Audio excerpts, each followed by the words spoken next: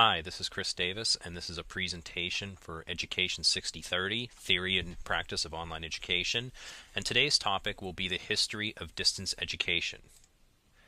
Distance education has its roots in something called correspondence courses. Correspondence courses were the very first type of distance learning, and they were offered through the Postal Service. Colleges and universities would make these courses available to anyone who wanted to take them, and all of the coursework was done via the mail. So the instructor or the professor or whoever was offering the course would mail you the materials, such as the books and the worksheets and the homework assignments, things like that, and you would do the work on your own. And when you were finished, you would pack it back up in the mail and send it back to the university or to the professor or to the company. They would grade it, give it feedback, and mail it back to you along with your next set of work assignments. Obviously, this took quite a long time to finish because you had to wait for mail, and so the feedback wasn't instant, and there wasn't really a lot of there was no face-to-face interaction between the student and the teacher. And you'll find that correspondence courses really existed, and in fact they still exist to some degree today, but they really started to go out in the early 1990s with the advent of online education. Isaac Pitman, he's known as the father of distance learning, and the reason he's called the father of distance learning is because he, in 1840, began offering a correspondence course to teach people shorthand, and this was the very first ever correspondence course. He would mail you some materials on how to learn shorthand and some instruction in a book or in an essay, and then would also mail you some things such as a section of a book or something like that he had written, and he would have you write it in shorthand and send it back to him, which he would then look at, grade, and send feedback to you along with some more assignments that you could finish. The University of London in 1858 allowed students to start taking course examinations without actually taking the class, and this really kind of paved the way for distance learning prep courses, and it actually still exists today in a form called CLEP. And in fact, at most colleges and universities, if you are proficient in a subject such as physics or math or chemistry or English, something like that, you can actually take what's called a CLEP exam. And the CLEP exam basically looks at the objectives of the course and all of the goals inside there, and structures a test to see if you actually know the content. So if you pay the fee, take the CLEP test, and pass it, you get college credit for that course as if you had taken it. And it is available, again, at most colleges and universities across the country and across the world. William Rainey Harper in 1880 developed the first college-level correspondence courses at a place called Chautauqua College. And his courses he then later took with him to the University of Chicago in 1892, where he became president. So now you had two major universities in the United States which were offering correspondence courses. And so more and more colleges, as we get into the early 1900s, you'll see that more and more colleges across the United States start offering correspondence courses because it's a very convenient way for them to bring more students in, especially colleges that service a very rural area. So by the early 1900s, there were hundreds of American colleges that offered correspondence courses, again, because it was a very convenient way to bring students into the classroom. They didn't have to be physically present, so you could be 50, 100 miles away from a college and be taking college courses through correspondence. So people that lived in remote areas or who were farmers or just could not get into class could take these correspondence courses, work at their own pace, and then just mail the materials back when they were finished and get their college credit. This is basically the same theory that's followed today. So you're probably wondering, what does ice cream have to do with correspondence courses? Well, I'm sure probably all of you at one point have eaten Ben & Jerry's ice cream. And in 1977, Ben Cohen and Jerry Greenfield actually completed a correspondence course at Penn State on ice cream making. And for those of you that don't know, ice cream making is actually a major at Penn State. Penn State was actually started in Pennsylvania as an agricultural college. So you'll actually see a lot of majors at Penn State, like there's a major there in golf course management. There's a major in agriculture. There's a bunch of agriculturally related majors there, and one of them happens to be ice cream making. And on May 5th, 1978, Ben & Jerry opened their first store in Burlington, Vermont, based on the knowledge that they had picked up in this Penn State correspondence course, and the rest is really history. Some other early forms of distance education. In the very early 1900s, several colleges tried distance education through the radio. Unfortunately, it wasn't very successful, and none of them had sustained long-lasting programs in distance education through the radio. They just couldn't find the audience for it. By the mid-1900s, 5 universities began using television in their teaching, and the University of Iowa was actually the very first to do this.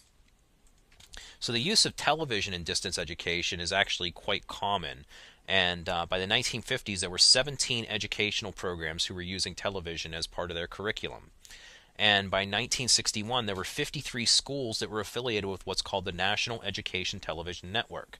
And what the National Education Television Network did was establish a library of shared instructional films. So for instance, if Robert Morris was a part of this, we would create instructional videos here that would become part of this lending library. And if another institution needed them, they could borrow those videos from us, and we could borrow videos from them, much the same way that our lending library works right now. So if you need a book or a magazine or something that we don't have here, you can get it from another university through a lending library. And that's really how this worked at first. Now, of course, it was kind of slow because everything went through the mail or through courier, because this was before streaming video and before the internet. So, we had to do everything through the mail and through courier. But it allowed us to start sharing materials more efficiently between colleges, and it also allowed students who were at one college to participate in courses from another college.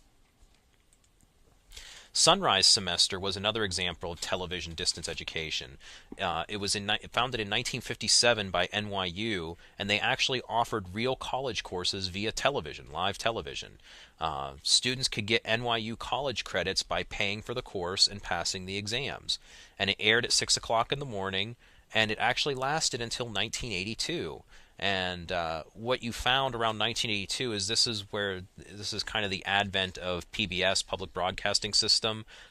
So PBS really started to take over a lot of the educational television. So things like Mr. Rogers and Sesame Street, and some of you might remember the Electric Company and things like that. And now there's some other educational television stations out there. There's one called PBS Sprouts.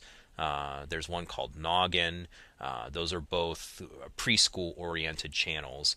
And you can really see the advent of this throughout cable television as well. Look at all the stations out there that are educationally oriented, like the Learning Channel, the History Channel, the Military Channel, the Home and Garden Channel. All of these types of TV channels, cable television channels, offer educationally related television. They're teaching you how to do something, or showing you how to do something, or giving you history of something or a background of something. So even today we still have a lot of television education. The flying classroom is something that's really neat. It was something that was done by Purdue University. Through a corporate grant, they actually flew an airplane over several of the central states in the U.S. and transmitted educational programming via radio. And this was done, of course, before the internet and satellite were readily available. In fact, the internet wasn't available at all. Satellite was available, but it was mainly restricted to government and corporate uses because it was so expensive. And these programs were targeted at elementary and middle school students, and were really offered, well, of course they were offered on a free basis. All you had to do was tune in and learn. Educational media, this is something that we still use today. Schools started to begin offering instruction on audio tapes, and later in the 1980s on CDs. So you could send away and they would send you back a cassette tape or a CD, and you could listen to recorded instruction and recorded lectures. And soon after that, colleges began to offer instruction on VHS and DVD. And in fact, this still exists today. And in fact, some of you have probably seen on television a commercial for a place called the Video Professor, where the guy's on television, he's offering you a free DVD to learn one of his products, I think is what he always says. And it's a DVD to teach you how to use the computer, or to learn how to use Word or Excel or something like that. And if you like it, then his goal is that he'll sell you more of these DVDs. But it's still a very common way of transmitting educational media or education in general, excuse me, to people, is by using educational media. The Great Books Program, this is something that still exists today. It was started in 1946 by Mortimer Adler and Robert Hutchins, and basically what it was used to introduce the classics, literature classics, through a 4-year correspondence course to high school students, to those that were wanting to attain a liberal arts education, or who were trying to compete for seats in Ivy League schools or more prestigious colleges. They would start as freshmen, and they would go and they would read books such as the Iliad, such as Henry David Thoreau, Old Testament, New Testament, William Shakespeare, Dostoevsky, so all of these classics, the classics of literature. Excuse me. And what would happen is that through correspondence, through the mail, they would read a book, and then the course would send them out things that they would have to write responses to parts of the books, and they would mail that back. Well, it still exists today, but as you can imagine, it's not done through correspondence anymore. It's actually done online. And if you want more information about the Great Books Program, you can Google Great Books Program, and it will take you out to their website. And in fact, I believe that I have the URL for Great Books in my references section at the end of this presentation. The Teaching Company was founded in 1990, and it actually uses educational media through correspondence. It was founded by a man named Thomas Rollins, who is the chief counsel of the U.S. Committee on Labor and Human Resources, and it offers college courses via DVD and VHS.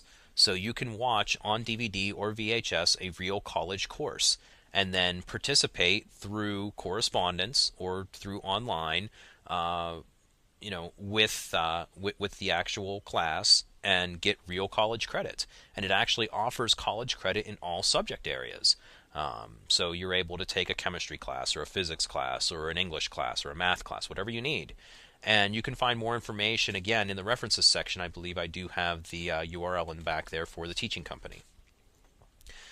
So early online education. It began in the 1990s, right around the advent of the internet. And the two schools that really started online education, the first two schools to really have online programs, were Empire State University in New York and Thomas A. Edison University in New Jersey. And after the early 1990s, online education just began to explode. And if you think about today's online education, almost all colleges and universities offer online courses, and that's true here at Robert Morris. We offer a lot of online courses here. In fact, you're taking one, of course. Some colleges even specialize in online courses, and I'm sure you're going to recognize some of these names. University of Phoenix, Walden University, Kaplan University, and Capella University. University of Phoenix is probably the most well-known. And in fact, University of Phoenix started almost exclusively as an online college, and now they actually are branching out and have satellite campuses across the country. And in fact, in Monroeville, and for those of you that aren't in Pennsylvania, Monroeville is a suburb of Pittsburgh, but in Monroeville there is actually a satellite campus for University of Phoenix, so you can go there and take a live instructor-led face-to-face University of Phoenix class.